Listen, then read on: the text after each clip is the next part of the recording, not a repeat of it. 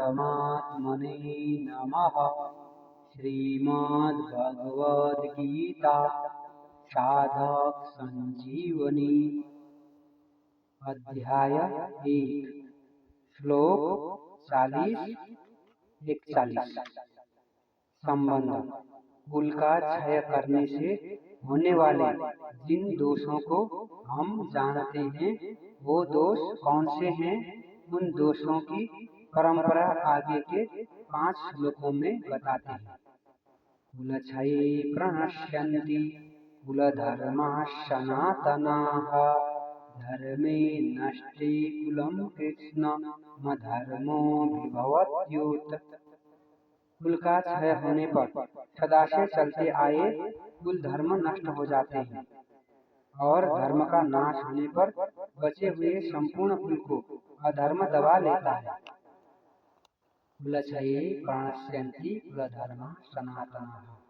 जब युद्ध होता है तब उसमें कुल वंश का क्षय ह्रास होता है।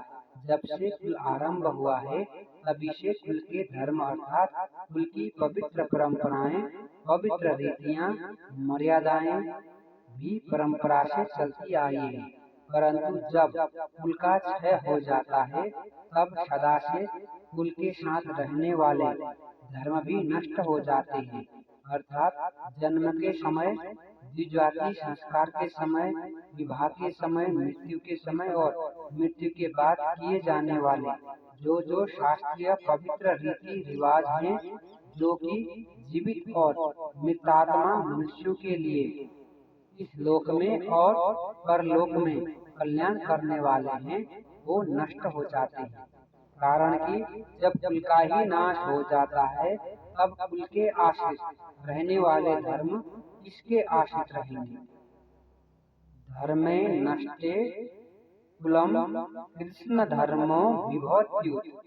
जब कुल की पवित्र मर्यादाएं, पवित्र आचरण नष्ट हो जाते हैं तब धर्म का पालन न करना और धर्म से विपरीत काम करना अर्थात करने लायक काम न करना और न करने लायक काम को करना रूप अधर्म संपूर्ण कुल को दबा लेता है। अर्थात संपूर्ण कुल में अधर्म छा जाता है। अब यहाँ यह शंका होती है कि जब कुल नष्ट हो जाएगा, कुल रहेगा ही नहीं, तब अधर्म किसको दबाएगा। इसका उत्तर यह है कि जो लड़ाई के योग्य पुरुष हैं वो तो युद्ध में मारे जाते हैं, किंतु जो लड़ाई के योग्य नहीं है, ऐसे जो बालक और स्त्रियां पीछे बच जाती हैं, उनको अधर्म दबा लेता है। कारण कि जब युद्ध में शस्त्र शास्त्र व्यवहार आदि के जानकार और अनुभवी पुरुष मर जाते हैं तब पीछे बचे लोगों को अच्छी शिक्षा देने वाले, उन पर शासन करने वाले नहीं रहते। इससे मर्यादा का, व्यवहार का ज्ञान न होने से वो मनमाना आचरण करने लग जाते हैं। अर्थात वो करने लायक काम को तो करते नहीं और न करने लायक काम को करने लग जाते हैं। इसलिए उनमें अधर्म फैल जाता है। अधर्माभिभवात् कृष्ण पर्युष्यन्ति कुलस्त्रियः स्त्रीषु दुष्टासु बाषणे जायते बाणशंकरः।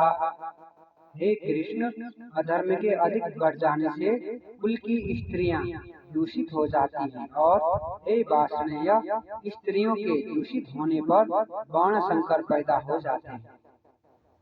अधर्माभिभवात् कृष्ण पर्युष्यन्ति कुलस्त्रियः। धर्म का पालन करने से अंतःकरण शुद्ध हो जाता है। अंतःकरण शुद्ध होने से बुद्धि सत्य की बन जाती है। सत्य की बुद्धि में क्या करना चाहिए और क्या नहीं करना चाहिए, इसका विवेक जागृत रहता है। परंतु जब कुल में अधर्म बढ़ जाता है तब आचरण अशुद्ध होने लगते हैं, जिससे अंतःकरण अशुद्ध हो जाता है। अंतःकरण अशुद्ध होने से बुद्धि तामसी बन जाती है। बुद्धि तामसी होने से मनुष्य अकर्तव्य को कर्तव्य और कर्तव्य को अकर्तव्य मानने लग जाता है। अर्थात उसमें शास्त्र मर्यादा से उल्टी बातें पैदा होने लग जाती है। इस विपरीत बुद्धि से कुल की स्त्रियां दूषित अर्थात व्यभिचारिणी हो जाती हैं। स्त्रीषु दुष्टासु वासनेय जायते वर्णशंकरः। स्त्रियों के दूषित होने पर वर्णशंकर पैदा हो जाता है। पुरुष और स्त्री दोनों अलग अलग वर्ण के होने पर उनसे जो संतान पैदा होती है वह वर्णशंकर कहलाती है। अर्जुन यहाँ कृष्ण संबोधन देकर यह कह रहे हैं कि आप सबको खींचने वाले होने से कृष्ण कहलाते हैं, तो आप यह बताएं कि हमारे कुल को आप किस तरफ खींचेंगे, अर्थात किधर ले जाएंगे। वार्ष्णेय संबोधन देने का भाव है कि आप वृष्णि वंश में अवतार लेने के कारण वार्ष्णेय कहलाते हैं, परंतु जब हमारे कुल वंश का नाश हो जाएगा तब हमारे वंशज किस कुल के कहलाएंगे।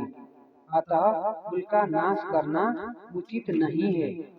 ओम कृष्णार्पणमस्तु। हरि ओम तत्सत्।